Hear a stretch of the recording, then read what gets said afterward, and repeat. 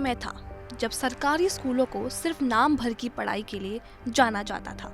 गांव के कई स्कूलों में ना तो बेहतर सुविधाएं थी और ना ही बच्चों में पढ़ाई को लेकर कोई उत्साह दिखाई देता था। कई जगहों पर शिक्षकों की कमी थी, स्कूलों में एडमिशन कम होते थे और बड़ी संख्या में बच्चे बीच में ही नाम कटवा कर पढ़ाई छोड़ देते थे। अभिभावकों का भरोसा भी धीरे धीरे सरकारी स्कूलों से कम होता जा रहा था। 2017 के पहले जिस बेसिक शिक्षा परिषद के विद्यालयों में बच्चे आने से डरते थे, लोगों में उत्साह नहीं था, गिरावट लगातार बढ़ती जा रही थी, आज वहां पर विद्यार्थियों की संख्या बढ़ती भी दिखाई देती है। लेकिन अब तस्वीर बदल चुकी है। उत्तर प्रदेश सरकार लगातार सरकारी स्कूलों को बेहतर बनाने पर काम कर रही है।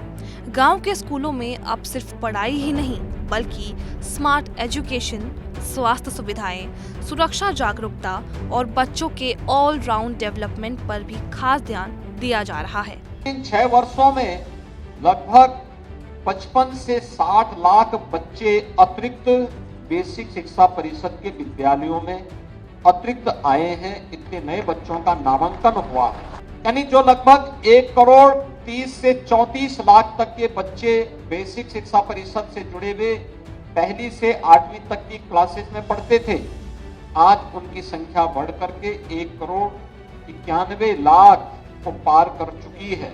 सरकार की कई योजनाओं का असर अब जमीनी स्तर पर साफ दिखाई देने लगा है। बुलंदशहर जिले के टिटोटा में बना पीएम श्री कंपोजिट विद्यालय भी इसी बदलाव की एक तस्वीर पेश कर रहा है।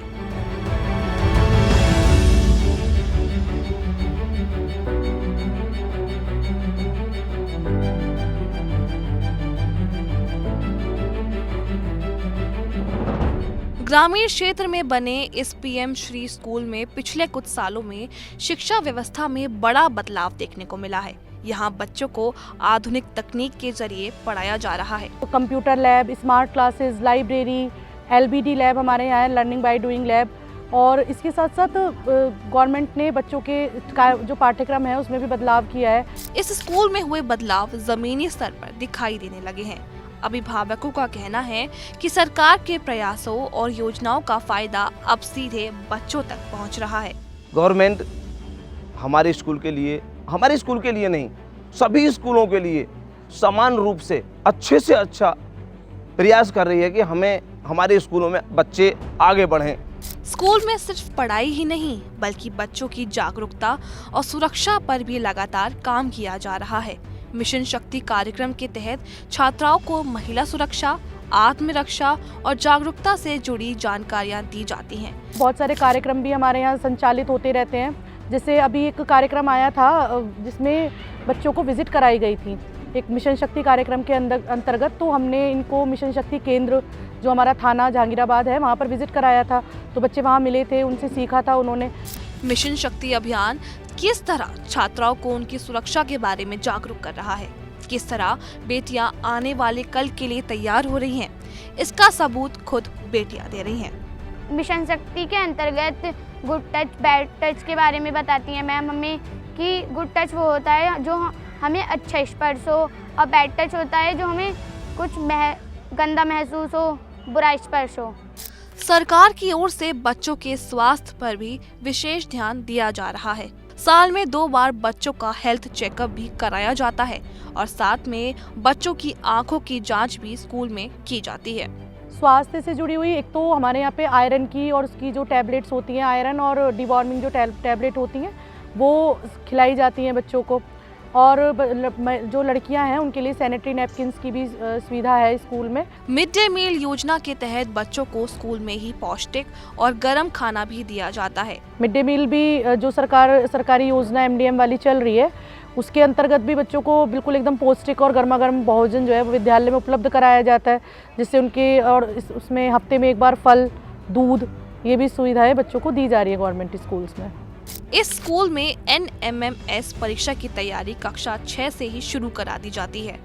NMMS परीक्षा को पास करने वाले सभी विद्यार्थियों को प्रतिवर्ष कक्षा 9 से कक्षा 12 तक प्रतिवर्ष 12,000 रुपये की धनराशि स्कॉलरशिप के रूप में दी जाती है। यूपी के स्कूलों की तस्वीर किस हद तक बदली है, कैसे सरकारी स्कूल अब प्राइवेट स्कूलों की तरह विकसित हो रहे हैं, इस पर अभिभावक क्या कहते हैं। मैं बताता हूँ, इस करीब कक्षा 3 में मेरा बच्चा इस स्कूल में आया था। उस समय मेरा बच्चा पढ़ता था एक प्राइवेट स्कूल में। प्राइवेट स्कूल में कोरोना काल आया, स्कूल बंद कर दिए गए। उसके बाद मेरा बच्चा इस स्कूल में आया।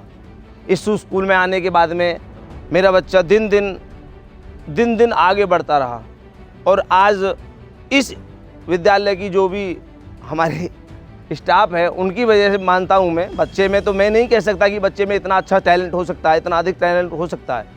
हाँ, इतना ज़रूर बता सकता हूँ, जितना हमारे अध्यापकों ने मेहनत करके उसको आगे बढ़ाया है, उसके हिसाब से उसने कुछ प्रतियोगिताएं की हैं जो कि ब्लॉक स्तर की हैं और डिस्ट्रिक्ट स्तर की भी हैं। तो ब्लॉक स्तर में इस विद्यालय के बच्चे ने प्रथम स्थान प्राप्त किया। जो हमारी जिला स्तर की जो प्रतियोगिता हुई उसमें भी बच्चे ने चौथा स्थान प्राप्त किया। मैं अपनी तरफ से तो कह नहीं सकता हूँ, लेकिन इतना ज़रूर है कि मेरा बच्चा यहाँ पढ़ रहा है और आगे बढ़ रहा है। मैं अपने बच्चे की पढ़ाई से बहुत ज़्यादा खुश हूँ। टिटोटा का ये पीएम श्री स्कूल आज इस बात की मिसाल बन रहा है कि अगर सरकारी योजनाएं सही तरीके से जमीन पर लागू हों तो गांव के बच्चों को भी बेहतर शिक्षा और बेहतर भविष्य मिल सकता है।